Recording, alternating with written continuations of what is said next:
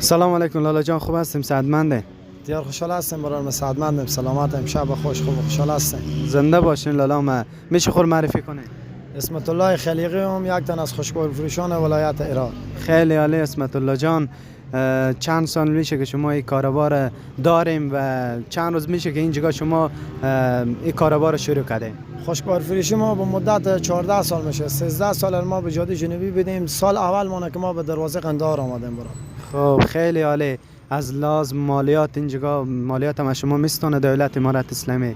بله، مالیات چندین مالیات نیه دیگه. یک ضریب پول به حساب تعطیل ملکی گفته میشه که میایم اینجا هم به خزینه دولت میره.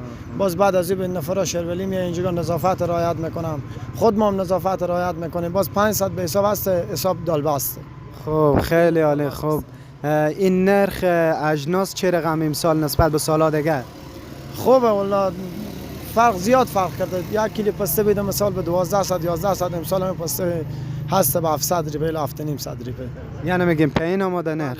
بله خیلی پایین آمده. خیلی عالی. کاروبار نسبت به سال دیگه چه رقمه؟ یعنی دیدگاه شما ما بگیریم که چه رقمش، یعنی نسبت به سال دیگه خوبه کاروبار است یا نه باز هم حالت جلویه؟